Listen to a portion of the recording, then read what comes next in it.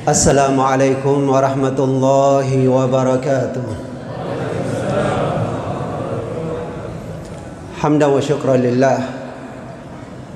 Salatan wa salaman ala Rasulillah Muhammad ibn Abdillah la nabiyya ba'dah. Ashhadu an la ilaha illallah wahdahu la syarika lah. Wa ashhadu anna Muhammadan abduhu wa rasuluh. Ma'asyiral muslimin wal muslimat, a'azzakumullahu jami'an. Semoga Allah Subhanahu wa taala senantiasa memberkahi kita sekalian, umur kita, keluarga kita, harta, pekerjaan. Semoga Allah Subhanahu wa taala memberkahi untuk kita sekalian. Ma'asyiral muslimin rahimani wa rahimakumullah. Puji dan kesyukuran kita kepada Allah Subhanahu wa taala semoga senantiasa kita persembahkan untuk Allah, dan juga salawat dan salam bagi Rasulullah Muhammad sallallahu alaihi wasallam. Ma'asyiral muslimin rahimani wa rahimakumullah. Derajat yang tertinggi pada manusia, orang yang paling tinggi derajatnya bisa dibahasakan orang yang paling hebat. Orang yang paling hebat dalam pandangan manusia macam-macam. Ada orang yang berpandangan manusia yang paling hebat adalah yang paling kaya. Ada juga yang berpandangan manusia yang paling hebat, manusia yang paling tinggi pangkatnya. Ada juga yang berpandangan manusia yang paling hebat adalah yang paling besar pengaruhnya. Ada juga yang mengatakan yang paling hebat adalah yang paling jago mainannya, bela dirinya. Ada juga yang paling hebat adalah yang paling tinggi ilmunya. Itu menurut manusia. Sedangkan Allah Subhanahu wa taala di sisinya Dia berfirman, "Inna akramakum indallahi atqakum." Sesungguhnya yang paling mulia di antara kalian adalah yang paling bertakwa. Sesungguhnya yang paling mulia di antara kalian adalah yang paling bertakwa. Kira-kira yang akan kita jadikan sebagai ukuran itu yang mana? Pandangan macam-macam manusia tersebut atau menurut Allah? Pasti orang yang beriman akan mengembalikan kepada ukurannya Allah, bahwa manusia yang paling mulia, manusia yang paling tinggi derajatnya adalah mereka yang paling bertakwa, walaupun miskin, walaupun kedudukan status sosialnya di tengah-tengah masyarakat bisa jadi tidak dikenal, tapi dia dikenal di alam langit. Walaupun dari sisi pendidikannya bisa jadi rendah, walaupun dari sisi pekerjaannya mungkin tukang sapu jalan atau cleaning service dan semisalnya. Tapi siapa yang paling bertakwa kepada Allah, itulah yang paling tinggi derajatnya. Arti daripada takwa ini sederhana, tapi mewujudkannya tidak sederhana. Sudah sering kita dengar dan sudah sering disampaikan oleh para ustadz, apalagi di dalam khutbah Jumat. Dan wajarlah untuk ini seringkali tetap harus diingatkan, karena belum terwujud dengan baik. Jangan kita bosan-bosan, itu lagi pesan takwa lagi, pesan takwa lagi. Memangnya sudah terwujud? Apakah mayoritas, saya tidak bilang semuanya, apakah mayoritas daripada umat Islam sudah memiliki ini? Belum. Walau anna ahlal qura amanu wattaqau la fatahna alaihim barakatim minas sama'i wal ard. Andaikan penduduk suatu negeri beriman kepada Allah dan bertakwa, akan kami bukakan, kata Allah, pintu-pintu keberkahan dari langit maupun dari bumi. Tidak ada kesusahan-kesusahan yang seperti dialami. Ma'asyiral muslimin. Jadi arti takwa itu sederhana, sudah sering didengarkan, tapi mewujudkannya ini butuh perjuangan. Dan orang yang bisa mewujudkannya bukan orang biasa-biasa. Dia adalah orang yang paling mulia di sisi Allah Subhanahu wa taala, siapapun dia. Tidak melihat ekonominya, pangkatnya, status sosialnya. Yang penting dia mewujudkan ini, dialah orang yang paling tinggi derajatnya di sisi Allah Subhanahu wa taala. Orang yang bertakwa, arti takwa adalah senantiasa melakukan perintah-perintah Allah dan senantiasa menjauhi larangan-larangan Allah.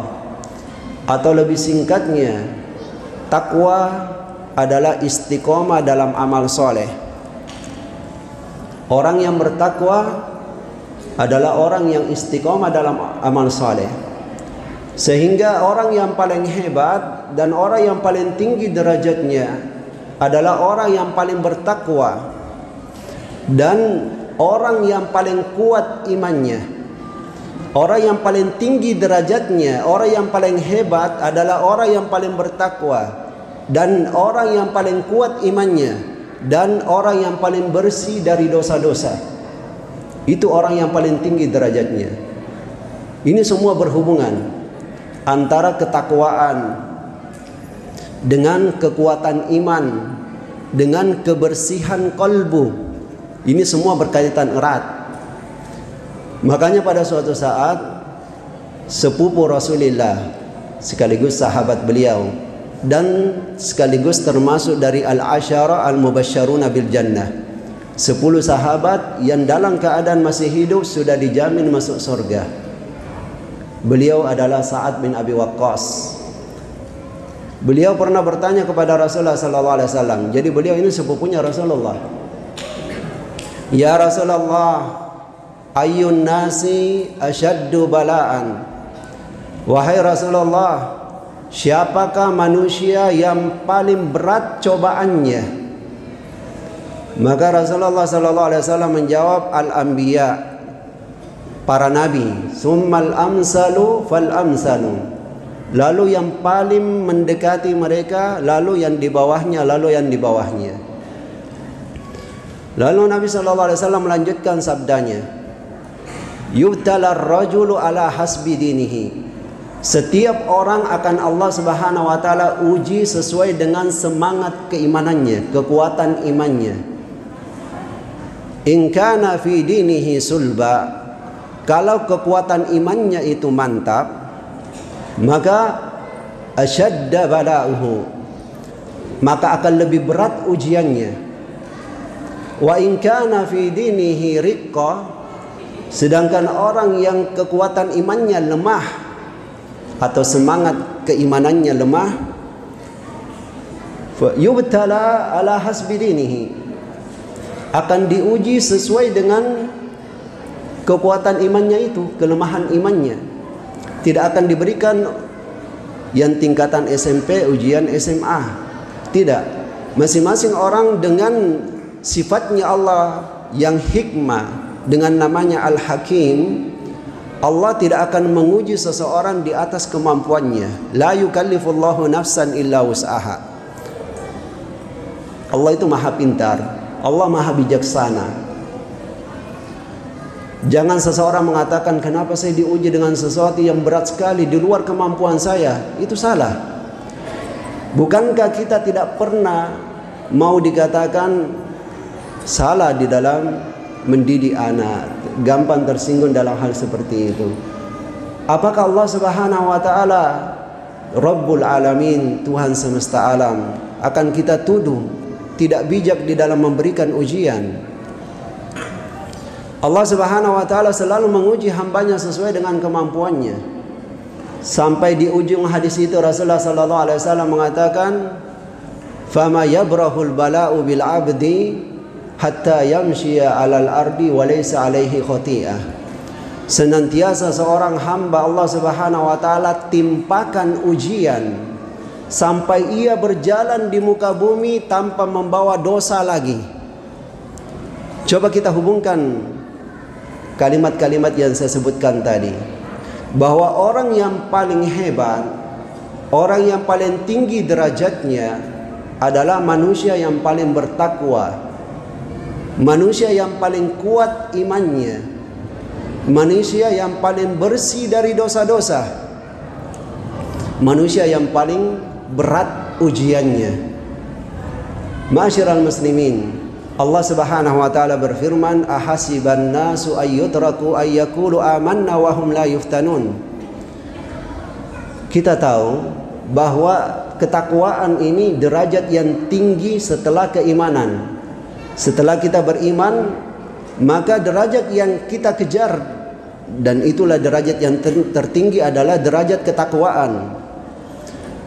Sedangkan orang beriman, kata Allah, ahasiban nasu ayyutraku ayyakulu amanna wa hum la yuftanun. Apakah manusia menyangka mereka akan dibiarkan mengatakan saya sudah beriman, padahal belum lagi diuji? Sedangkan mengaku beriman pun akan Allah uji, apalagi mengaku sebagai orang yang bertakwa atau mau menjadi orang yang bertakwa. Sungguh berat sekali ujiannya.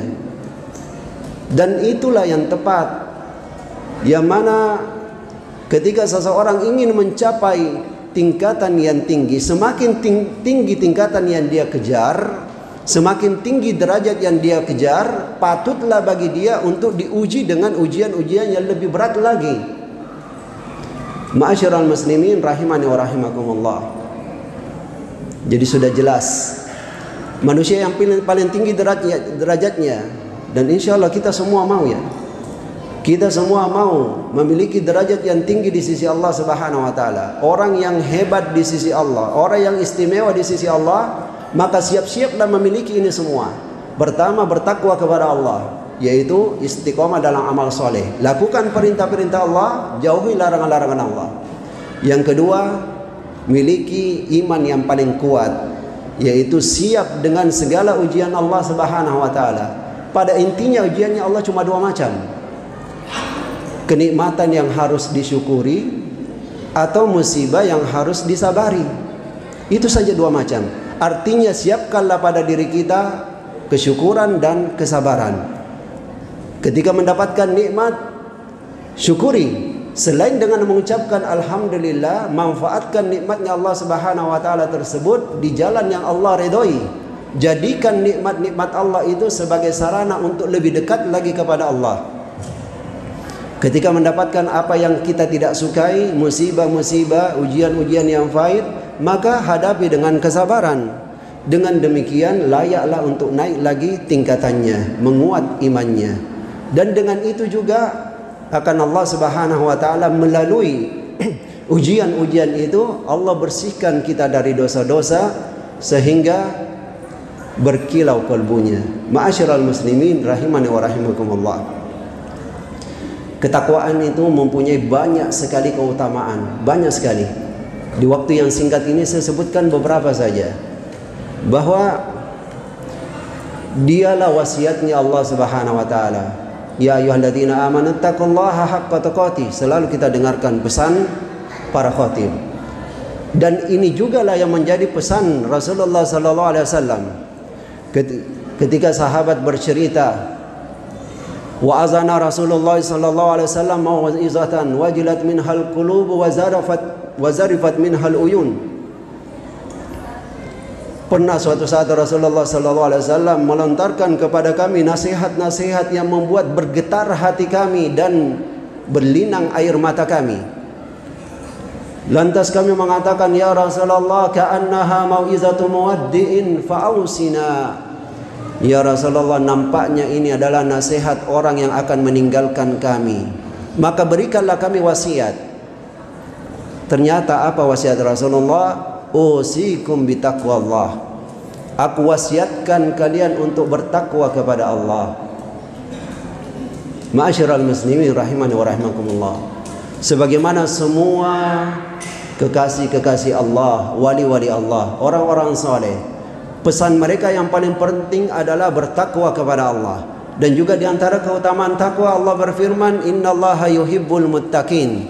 Allah mencintai orang-orang yang bertakwa. Wa may yattaqillaha, begitu banyak ayat berbunyi, wa may yattaqillaha yaj'al lahu makhraja wa yarzuquhu min haitsu la yahtasib. Siapa yang bertakwa kepada Allah, Allah akan senantiasa berikan baginya solusi dari semua persoalannya. Siapa yang bertakwa kepada Allah, Allah akan berikan dia rezeki dari jalan yang tidak dia sangka-sangka, rezeki yang surprise, dan tentu itu lebih indah dibandingkan rezeki yang sudah ditunggu-tunggu dan sudah ditahu, sudah dihitung-hitung. Wa may yattaqillaha yaj'al lahu min amrihi yusra. Siapa yang bertakwa kepada Allah, Allah akan jadikan segala urusannya mudah, gampang. Lalu terakhir, lantas bagaimana cara meraih ketakwaan tersebut? Singkat, Rasulullah sallallahu alaihi wasallam menyebutkan dari Allah. Ini disebut hadis qudsi atau firman suci. Yaitu kata Allah Subhanahu wa taala, setelah Allah menyebutkan di awal, man aza li waliyan faqad azani. Siapa yang berani menyakiti waliku sama dengan menyakiti aku. Faqad azantuhu bil harbi, maka aku umumkan perang atas dia. Lalu Allah Subhanahu wa taala menyebutkan jalan untuk mencapai tingkat kewalian tidak susah. Maksudnya kalimatnya ini tidak berat. Kalimatnya tidak berat, kuncinya itu gampang dihafal, tapi yang penting prakteknya. Ya, sama dengan takwa tadi. Definisinya sederhana, tetapi mewujudkannya butuh perjuangan. Apa itu kata Rasulullah, kata Allah Subhanahu wa taala, "Wa ma taqarraba ilayya 'abdi bi syai'in ahabba ilayya mimma aftaratuhu 'alaihi." Amalan yang paling kusuka hambaku mendekatkan dirinya kepadaku adalah amalan yang aku sendiri fardukan kepada dia. Maka satu kesalahan besar seorang yang meninggalkan salat isya lantas melakukan salat tarawih. Walaupun salat tarawih 11 rakaat atau 23 rakaat dia kerjakan, dia tinggalkan salat isya, sia-sia salat tarawihnya tersebut. Sebagaimana orang yang melakukan puasa, makan sahur tetapi tidak salat subuh. Amalan yang paling dicintai oleh Allah adalah amalan yang Allah fardukan. Makan sahur itu sunnah, salat subuh itu fardu, jangan ditinggalkan. Kemudian kata Allah, jadi kunci pertama, jaga apa-apa yang Allah fardukan, yang harus dilakukan dan yang harus ditinggalkan, jaga. Kemudian yang kedua kata Allah, wa ma yazalu abdi yataqarrabu ilayya bin nawafili hatta uhibba. Lakukan apa-apa, yaitu ketika hambaku rajin mendekatkan dirinya kepadaku dengan apa-apa yang disunnahkan. Gampang kan? Resepnya gampang menjadi wali Allah. Jaga yang fardu, apa yang harus dilakukan, apa yang harus ditinggalkan, dan perbanyak amalan-amalan sunnah. Lalu kata Allah, kalau hambaku sudah melakukan demikian, kuntu sam'ahul ladzi yasma'u bih, akulah pendengarannya yang dengannya dia mendengar. Wa basarahul ladzi yubsiru bih, akulah yang akan menjadi pandangannya yang dengannya dia memandang. Wa yadahul lati yabtishu biha, akulah yang akan menjadi tangannya yang dengannya dia meraih. Wa rijlahul lati yamshi biha, dan akulah yang menjadi kakinya yang dengannya dia berjalan. Maksudnya Allah akan bimbing pendengarannya, Allah akan bimbing penglihatannya, bimbing segala tindak tanduknya. Itulah tingkat kewalian di sisi Allah Subhanahu wa taala. Dan cukup waktu sampai di sini. Jazakumullah khairan atas perhatian antum, dan saya mohon maaf atas segala kekurangan.